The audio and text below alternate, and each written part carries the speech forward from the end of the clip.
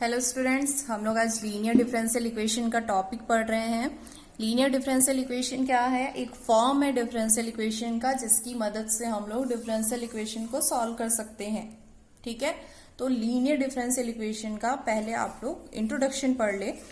A differential equation of the form dy by D X plus P Y is equal to Q.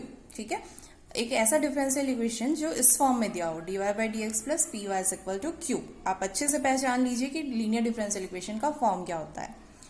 Way p and q are function of x और constant is called a linear differential equation.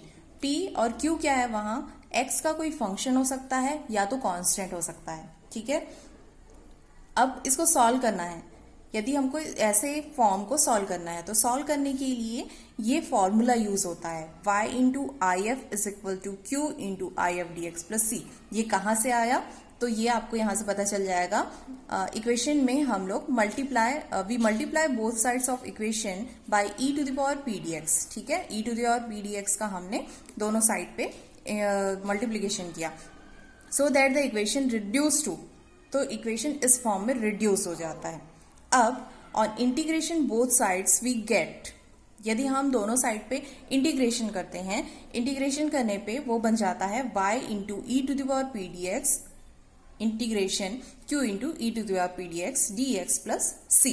सी क्यों जुड़ा है? क्योंकि integration करते समय एक constant जोड़ा जाता है। क्यों?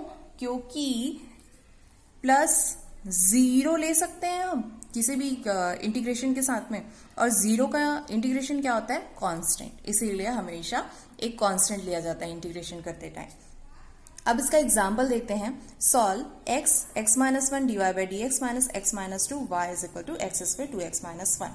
इसमें क्या करेंगे? सबसे पहले हम इक्वेशन को लीनियर डिफरेंशियल इक्वेशन के फॉर्म में चेंज करेंगे। ये लीनियर डिफरेंशियल इक्वेशन के फॉर्म में सीधे नहीं दिया हुआ है ना, तो हमको इसको चेंज करना है। चेंज करेंगे तो x माइनस वन को कॉमन लेना पड़ेगा। x माइनस वन हमने ट्रांसफर कर दिया। आप ट्रांसफर करने के बाद में ये आ गया वो डिफरेंशियल इक्वेशन के फॉर्म में। अब हम क्या करेंगे? लीनियर डिफरेंशियल इक्वेशन से इसको कंपेयर करेंगे। क्यों? क्योंकि हमको p और q चाहिए। हमको अभी इसका इंटीग्रेटिंग फैक्टर निकालना है, इसका सॉल्यूशन निकालना है। यहाँ देखो integrating factor y into integrating factor है and q into integrating factor, और इंटीग्रेटिंग फैक्टर में p की वैल्यू पूछा है और q की वैल्यू भी पूछा गया है सॉल्यूशन में। तो p और q चाहिए हमको, तो हमने यहाँ से देखा p कहाँ पर होता है? y के साथ, और q इक्वेशन के अदर साइड पे। तो हमने p की वैल्यू देखी y के साथ थी x minus two X minus one, और q की वैल्यू क्या है? x two X minus one X minus one. तो हम पहले इंटीग्रेटिंग फैक्टर निकाल लेते हैं। क्या है वो? e to the power P D X is equal to E to the power minus X integration X minus two upon X minus one. अब इसको हम लोग डायरेक्ट इंटीग्रेट नहीं कर सकते हैं, हमको इसको पार्शियल फ्रैक्शन से पहले सॉल्व करना पड़ेगा। डायरेक्ट इंटीग्रेट कर सकते हैं तो आप करके देख सकते हैं, बट मैं आपको पहले से ही बता रही हूँ कि इसको पार्शियल फ्रैक्शन से सॉल्व करना पड़ेगा। तो आते हैं पार्शियल फ्रैक्शन पे। ये हुआ x minus two upon X minus one को पार्शियल फ्रैक्शन में क्या लिखते हैं? यदि हिंदी में आपको नहीं पता होगा, इसको पार्शियल फ्रैक्शन बोलते हैं इंग्लिश में, तो इसको हिंदी में आंशिक भिन्न भी बोलते हैं। ठीक है, आंशिक भिन्न से आपको शायद याद आ जाए। तो ये a upon X plus B upon X minus one. फिर हमने इसका एलसीएम लेके सॉल्व किया इसको, तो बेस सेम थे इसीलिए बेस कैंसिल हो गए।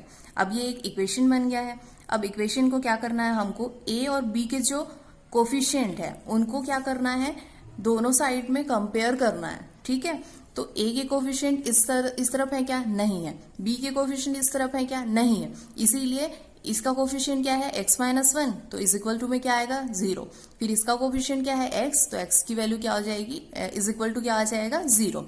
तो हम लोग एक एक बार पहले a के कोफिशिएंट को कंपेयर करेंगे। तो देखो हमारा आता है x minus one is equal to zero, वहां से x is equal to one मिल गया हमको।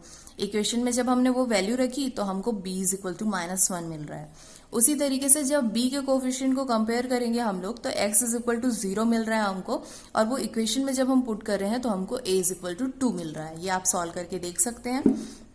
अब x माइनस टू, इसकी यहाँ a और b की वैल्यू हमको मिल चुकी है, तो a और b की वैल्यू हम रखेंगे, वहां पुट अप करेंगे।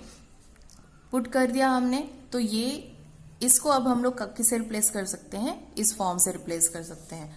तो हम वापस इंटीग्रेटिंग फैक्टर में आ जाते हैं। इंटीग्रेटिंग फैक्टर में हमने रिप्लेस कर दिया उसको 2/x माइनस 1/x माइनस 1 से, माइनस अंदर लेके गए, ये माइनस में आ गया और ये प्लस में चेंज हो गया।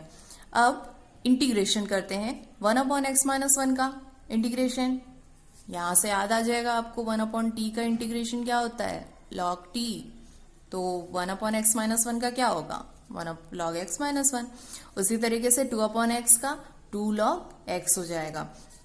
अब ये 2 log x जो है वो इस फॉर्मूले से चेंज हो जाएगा। क्या, a log x is equal to क्या होता है, log x to the power a। तो हमने उसको चेंज कर दिया, log x स्क्वायर बना दिया। अब log a minus log b का है, तो यहां फिर से फॉर्मूला यूज होगा log a अपॉन b। तो ये बन गया log x minus 1 upon X square. अब IF तो मिल गया हमको। हाँ, ये e to the power log के साथ कोई फंक्शन है, e के पावर में log के साथ कोई फंक्शन है, तो ये जो वो होता है वो फंक्शन ही बचता है उसके बाद में। ये आपको फॉर्मूला यदि याद होगा तो ठीक है। तो मैंने यहाँ लिख दिया है, शायद आपको याद ना हो इसलिए हमारा IF क्या निकला, x minus 1 upon X square. ठीक, हेंस द सॉल्यूशन इज, अब सॉल्यूशन जो था उस पे हम लोग सबकी वैल्यू रखेंगे। तो हमने IF की वैल्यू रख दी x minus 1 upon X square, Q की वैल्यू रख दी 2x minus 1 upon X minus 1 into x minus 1 upon X square dx plus C. अब यहां से देखो x माइनस 1 कैंसिल हो रहा है, यहाँ एक x कैंसिल हो रहा है, बचा क्या, 2x माइनस 1 अपॉन एक्स। अब इसको हम लोग अलग अलग कर सकते हैं ना, 2x upon X minus 1 upon x लिख सकते हैं इसको। तो हमने वही किया, तो ये बचा 2 minus 1 upon X dx plus C. अब इंटीग्रेट करो, 2 का इंटीग्रेशन 2x, 1 अपॉन एक्स का इंटीग्रेशन log x और एक कांस्टेंट प्लस सी। ये हुआ इसका सॉल्यूशन। तो आपको फिर से एक बार रिपीट कर देते हैं। आपको सबसे पहले एक इक्वेशन दिया रहेगा, इक्वेशन को आपको लीनियर डिफरेंशियल इक्वेशन में चेंज करना है, दूसरा स्टेप आपका। तीसरा स्टेप है आपका कि आप दोनों उसको जो इक्वेशन क्वेश्चन में दिया है उसको लीनियर डिफरेंशियल इक्वेशन से कंपेयर करोगे और p और q की वैल्यू पहले आप कंपेयर करके फाइंड करोगे। उसके बाद में उसे लिखोगे p और q की वैल्यू। उसके बाद में आप इंटीग्रेटिंग फैक्टर निकालना है आपको, ठीक, e to the power p dx, fourth step.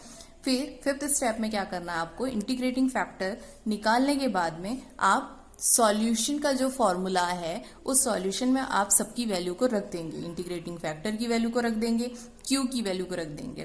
ठीक, उसके बाद में आपको इंटीग्रेशन करना है और वो जितना सॉल्व हो सके उसको उतना ही आप सॉल्व करते जाएंगे। ओके स्टूडेंट्स, जैसे कि मैंने यहाँ सॉल्व करके दिखाया है, y into x minus 1 upon X square, ये आया था आपका। ठीक, तो इसको मैंने क्या किया, y is equal to 2x cube upon x minus 1, मैंने इसको इधर ट्रांसफर कर दिया। तो ये क्या बन गया, y is equal to 2x cube minus X square log x plus C X square upon x minus 1। Okay students, next topic में हम लोग अगला टॉपिक मतलब नेक्स्ट वीडियो में हम लोग अगला टॉपिक पढ़ेंगे, देखेंगे। अभी के लिए इतना ही, थैंक यू।